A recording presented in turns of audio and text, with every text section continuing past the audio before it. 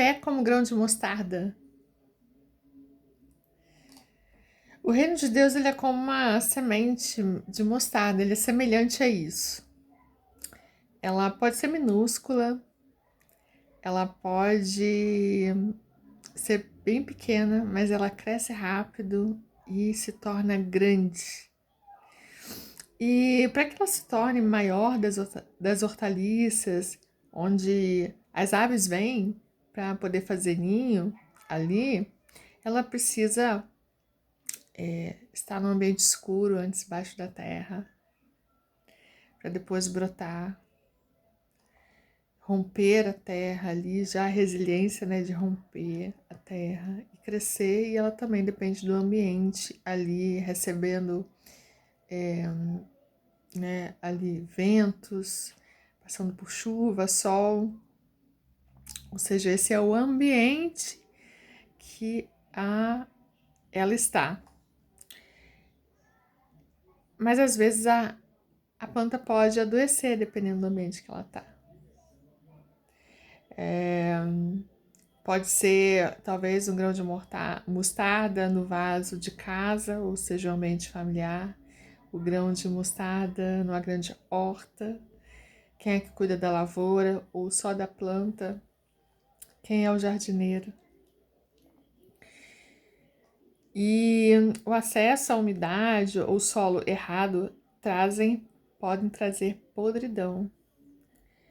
E nesses momentos o jardineiro, o grande jardineiro, Jesus, vem cuidar do seu jardim.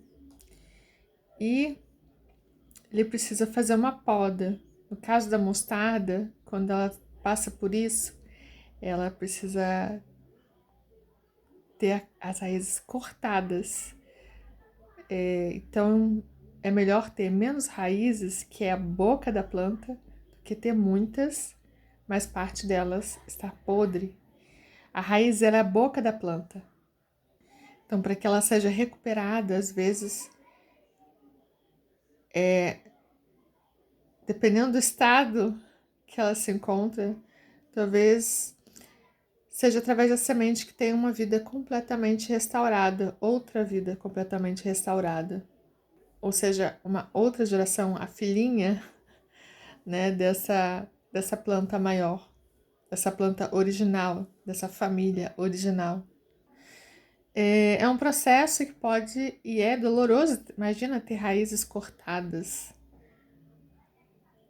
mas necessário para ter uma vida plena, uma vida restaurada, uma vida abundante, com as coisas na sua personalidade, porque o reino de Deus é sobre pessoas, funcionando da maneira correta. Ela precisa então ser retirada desse ambiente e não dá para sacudir com muita força, mas uma leve sacudida para sair aquela terra com fungos, talvez.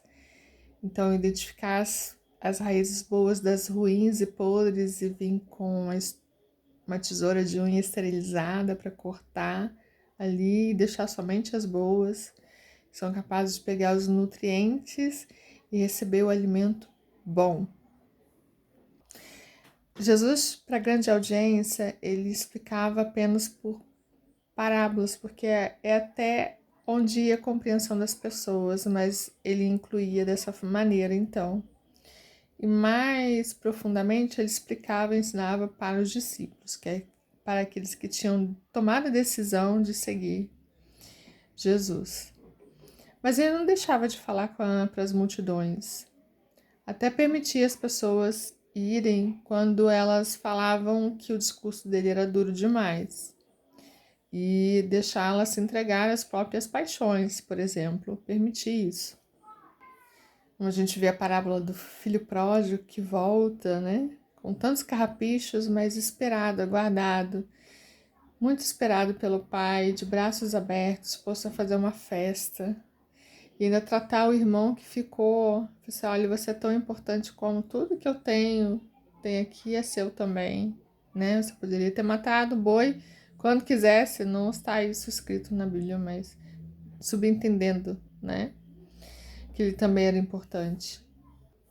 Que aqueles que chegam recebem o mesmo salário daqueles que estão trabalhando há muito tempo. que a salvação é pela graça. E é Deus que realiza as boas obras, né, através de nós. Nós somos salvos para as boas obras e Ele nos capacita para isso. E eu vejo essa palavra se cumprindo na história da minha família.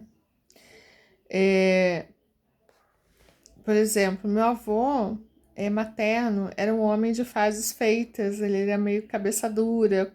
Eu não convivia muito com ele, mas histórias, como ele era percebido na família, a rotina, a forma que ele agia, que ele pensava, e as histórias que, né, principalmente o genro, né, meu pai conta dele, que ele era do tipo de frase: quando você vem com o milho, eu já venho com o fubá ou com o bolo pronto.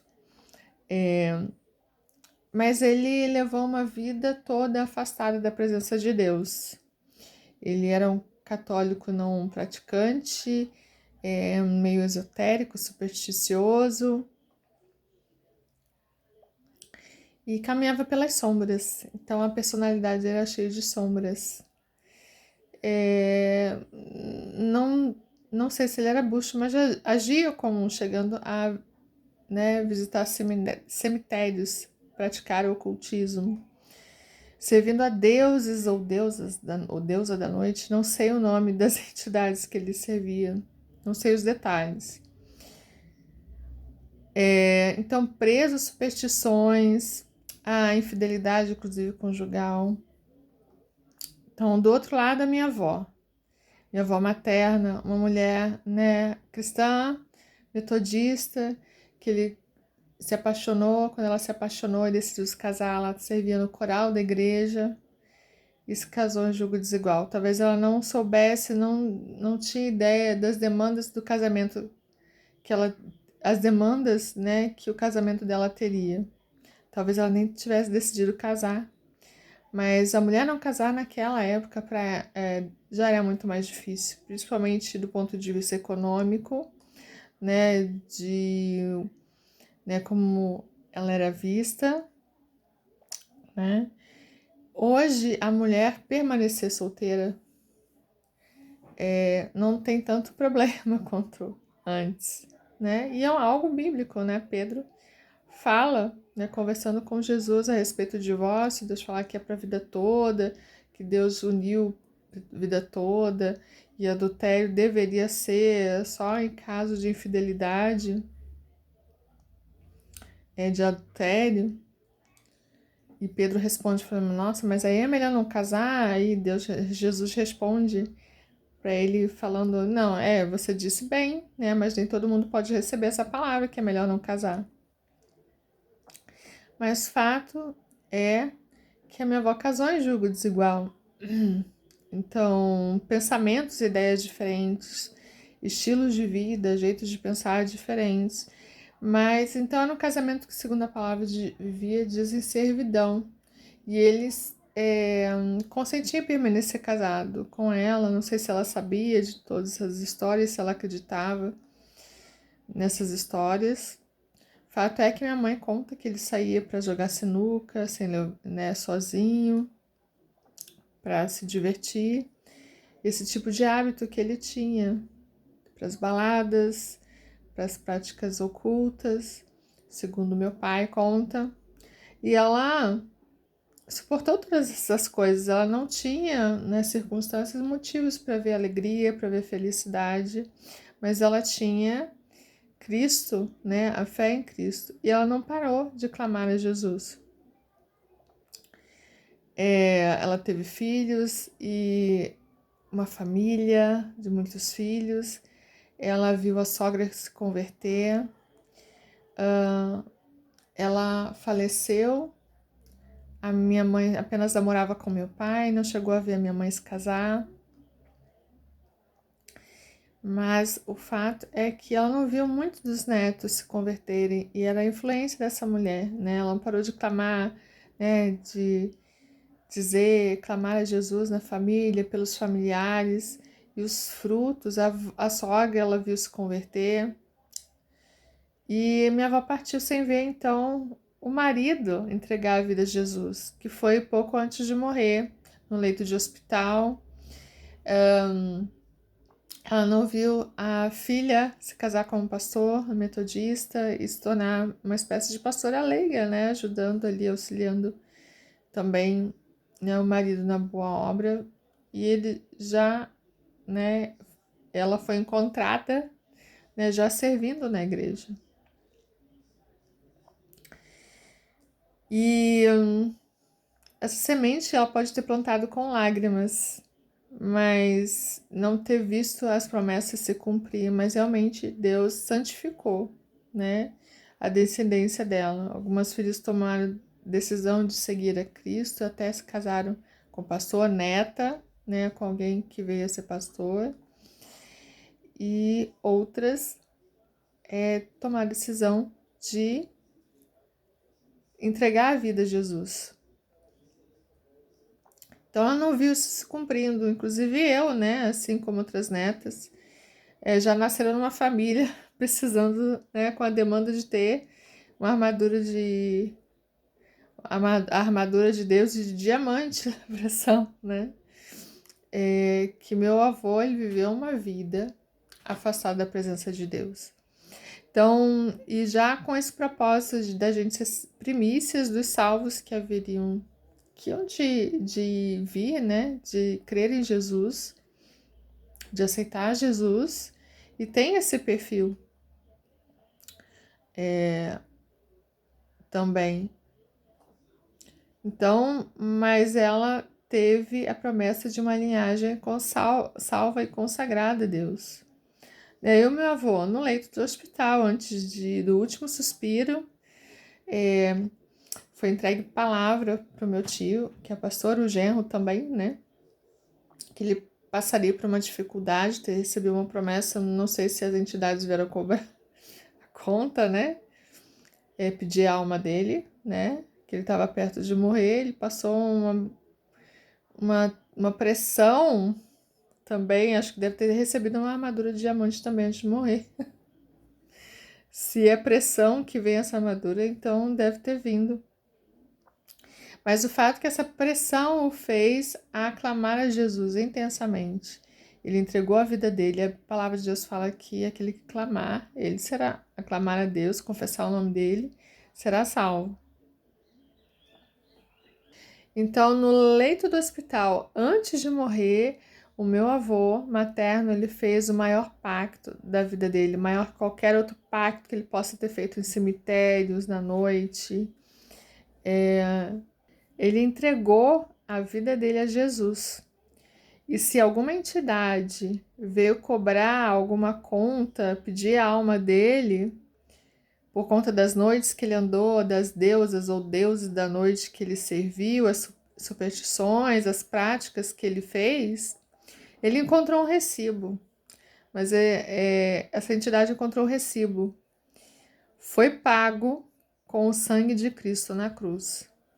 Queria deixar aqui de mensagem que Deus que salvou a minha vida, salvou a vida do meu avô, com esse perfil, tendo vivido toda uma vida inteira longe da presença de Deus, ele pode salvar você também. Satanás, ele não se apresenta como homem mau, mas ele vem pelas bordas, oferecendo brilhos falsos, e nem tudo que reluz é ouro. A sabedoria de Deus, a gente deve buscar mais que prata e do que ouro nessa terra. Não importa o pacto que você tenha feito com a entidade, será boa cumba, será macumbinha ou será uma grande cumba, uma grande tumba que tenha encontrado na noite. Não importa o que teus avós tenham feito, você não tem que agir como bruxo ou bruxa hoje. Isso pagou mesmo que ele não tenha entregado a vida dele antes do último suspiro. Não importa o pacto que você tenha feito ontem, hoje, antes de assistir esse vídeo, ou seus antepassados tenham feito. Toda e qualquer dívida que você possa ter, você pode e deve transferir isso para Jesus.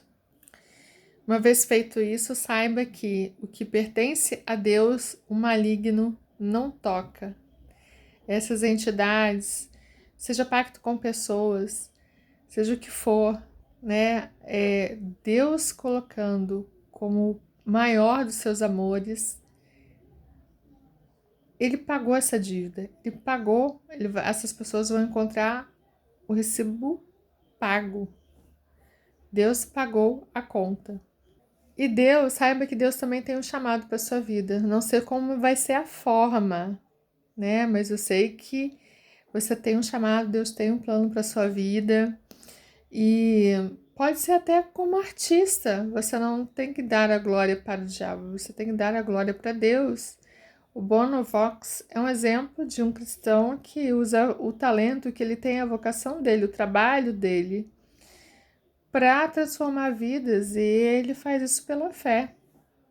Você pode ser um médico, um enfermeiro, um secretário, uma secretária, um gestor, um líder, né? Tem um negócio. Ou quem sabe o reino de Deus se torne realmente no seu coração com uma pérola de grande valor, que é outra metáfora que a Bíblia usa para explicar o reino de Deus, como que ele funciona para as pessoas, para a grande audiência, tornar mais palatável, né, a mensagem, de acordo com o que elas são capazes de compreender, até onde o entendimento delas permitem que elas absorvam.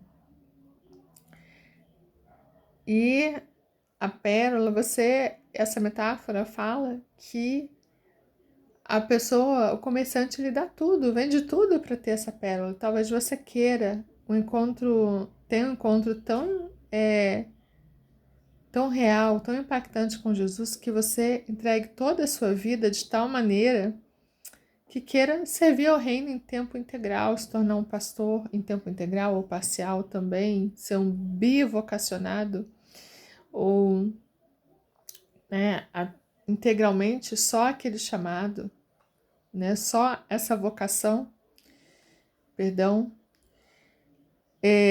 e você sinta no seu coração o desejo espontâneo de entregar toda a sua vida,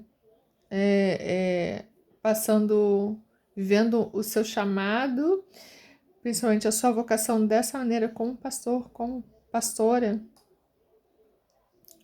apesar da insegurança, das incertezas, né, que semelhante a um empresário passa, de quem empreende, né, que não tem uma renda certa, o faturamento, o salário não é certo. Então, você precisa, de qualquer maneira, você vai ser uma pessoa que precisa depender totalmente do Senhor. E é muito melhor ser escravo de Deus do que escravo do medo e escravo de uma entidade que precisa te cobrar uma dívida por barganha. Deus não faz barganha com ninguém. Pode ser que você faça essa decisão e a sua vida, em vez de melhorar, piora, e você tem uma pressão e precisa de uma armadura de diamante. Não sei qual o seu perfil, a que nível que você tenha se envolvido com o ocultismo, que pactos você tenha feito, se é que você fez outras coisas, outro tipo de pecado, à luz da palavra de Deus, o que é pecado. Mas, assim como Jó, fazendo tudo certinho, ele passou por luto, perdeu todas as coisas, bens materiais, perdeu família, a saúde, mas Deus não permitiu que tocasse na vida dele. Então, nenhum poder é dado às pessoas que não venham do céu. Deus que permite, nada cai, nenhuma gota, nenhuma folha de árvore cai sem a permissão de Deus. Ele é o Todo-Poderoso, Ele é onisciente, Ele é onipresente, Ele te fez, Ele te conhece como a palma da mão dele. E Jó, fazendo tudo certo, Deus ainda chamou de servo, meu servo, e permitiu que ele passasse por essas coisas, mas ele saiu uma pessoa diferente e muito melhor do que antes. E restituiu até coisas materiais, permitiu ele viver em outra família. Claro que família não substitui, no caso de Jó, sendo adorador, mas Não importa o que você tenha feito, ele também dá a mesma promessa. É o que ele fez na vida de Jó, na vida do meu avô, na minha vida, na vida de outras netas.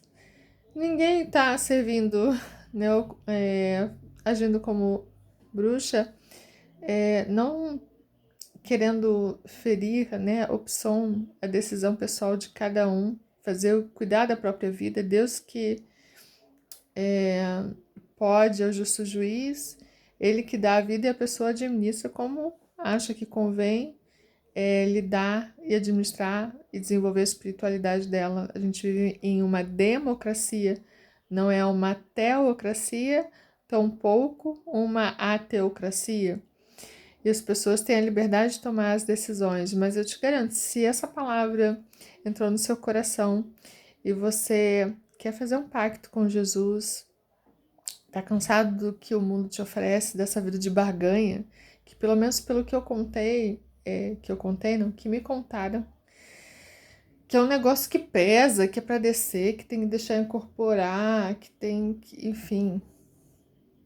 E Deus é tão leve, né? Pessoas que passaram por tantas religiões hoje testemunham, né? Eu posso ouvir que nem se compara à presença de Deus, eu sem ter praticado, só ter pensado, cogitado em ter, antes de me batizar, de ter ido alguém que fazia adivinhação com velas, Deus me trouxe a consciência e o arrependimento, a consciência do meu pecado, me fez me arrepender. E eu também me arrependi, passei pela pressão também, mas a cada dia, né, Deus tem derramado da graça. E onde abundou o pecado, superabundou a graça. Então, eu não sei o que te motivou, que ferida na infância, que te motivou, que amizades, que influência você se permitiu, que ambiente você se permitiu crescer ou buscou estar, se permitiu não só estar ali, mas se alimentar daquilo. A nossa mente, ela é como a raiz de uma planta, a boca, para a nossa espiritualidade.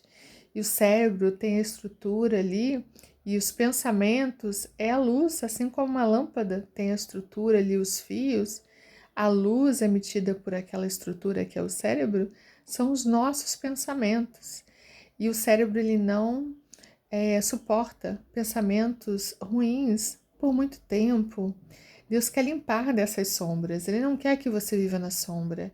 Só ali enquanto você é semente, precisa tomar aquela decisão no teu coração, depois você vai romper essa terra e Ele vai fazer você crescer rápido e se tornar uma planta bonita, em que até as aves, é tão atraente que até as aves querem fazer ninho, as pessoas querem estar próximas, porque Deus é amor, Deus é compaixão. Não é o diabo que tem essas características, a única coisa que ele tem é a mentira. E Deus é sobre todo nome. Jesus, ele enviou seu filho para morrer pelos nossos pecados, ele pagou essa conta, a minha e a sua também. Porque a palavra de Deus vai dizer que todos pecaram e foram destituídos da glória de Deus. Deus é um Deus de perto, assim como na vida de Jó, mesmo antes, né, da vinda de Cristo, ele continua sendo Deus hoje. E nós hoje temos o privilégio de, assim que aceitamos ele vem fazer morada e nos deu o Espírito Santo, que nos ensina a tua palavra, que nos guarda nossa mente, nosso coração. E da Bíblia, né, no nosso idioma, traduzida para o nosso idioma em tantas traduções diferentes, né, nova versão internacional, nova linguagem de hoje, nova Almeida atualizada, né, a Bíblia viva, entre tantas outras, né, e oportunidade da gente se alimentar disso. Então, colocar a nossa raiz em um solo realmente que vai trazer alimentos, nutrientes, nascer e fazer com que a gente receba a seiva, o alimento bom que vai fazer diferença na nossa vida, porque a espiritualidade tem tudo a ver com a gente exercitar a nossa fé. Claro que existe, né? O Brasil é democrático, existe a espiritualidade diferente de religião. Minha formação é no eixo gestão e negócios. Elton Maio, desde 1930, trouxe a psicologia para dentro da escola de negócios. E a gente precisa também saber se autogerenciar, lidar com outras pessoas, desenvolver essas habilidades pessoais, né? Ter um sentido de propósito dessa vida interior aqui, estar em paz. Se tem essas ferramentas, cada um é livre para fazer que quiser da sua vida, e Deus, mas a Bíblia vai falar que todas as vidas pertencem a Ele, mas realmente Ele deu poder das pessoas de decidirem o que fazer da vida delas. Mas Ele deixa um convite para você, né, através desse vídeo, de fazer esse pacto, o maior pacto da sua vida. Eu, quando era pequena, fiz o pacto cantando Florzinha com Jesus, que foi maior que qualquer música do Marilyn Manson, da Lady Gaga, Judas, de Ozzy Osbourne, de qual aquele guitarrista famoso também. Enfim, qualquer guitarrista famoso aí que possa ter feito pacto e usado a música para a glória do diabo em troca de barganha, da alma, em troca de barganha, de sucesso, poder, de Katy Perry, qualquer outra pessoa, qualquer outro artista que possa ter feito pactos em troca disso, a música ser em troca de sucesso, influenciar outras pessoas para adorar Satanás, né? Então, esse pacto é maior que qualquer outro. Eu fiz lá e superou todas as músicas que eu cantei e fiz pacto sem saber. Embora eu não tenha ido a cemitérios, quase fui numa coisa de vela, uma adivinhadora de vela antes de eu me batizar. Mas havia paz, né? Uma igreja intercedendo por mim. Assim como havia uma igreja, né, intercedendo pela vida do meu avô, que ali tinha, né, estava no meio de cristãos, metodistas. Então, vou te ensinar um pacto agora. Você nem precisa ir a cemitério e Deus vai te dar unção. Você me Deus dá graça para estudar e trabalhar, me dá saúde, que você também pode atingir o sucesso. Também fazendo escolhas boas. E te fazer tão adorador como Jó. Faz o seguinte, a solução é simples e eterna. Faz o seguinte, repete comigo o seguinte: Jesus, eu reconheço que sou pecador. Creio que você é o Filho, o Senhor é o Filho de Jesus, creio que Jesus é o Filho de Deus, que ressuscitou ao terceiro dia no poder do Espírito Santo, que morreu numa cruz pelos meus pecados para me salvar. Peço que me redima. Escreve o meu nome no livro da vida. Me limpa de todo pecado. E dirige os meus passos a partir de agora. Eu transfiro toda e qualquer dívida que eu tenha feito, intencionalmente, consciente ou não, de pactos com demônios. Transfiro toda a dívida a ti, entrego a minha alma, meu entendimento, a minha vida por completo. Me ensina a viver segundo o teu coração, me dê sabedoria. Em nome de Jesus. Amém. Pronto. Agora, se você fez essa oração de todo o seu coração, você aceitou Jesus como seu Senhor e Salvador, Ele vai te ensinar a viver de uma forma diferente daqui para frente. Não vai prometer mais de rosas, mas que todo o sofrimento que você vai passar aqui não vai sofrer em demasia se você buscar e obedecer ao Senhor, aplicando aquilo que Ele ensina na sua vida de maneira prática. Se você fez essa oração, agora você é a semente que rompeu a terra. E o jardineiro, que é Jesus, vai fazer a poda e já começou a sua restauração. Deus abençoe a sua vida.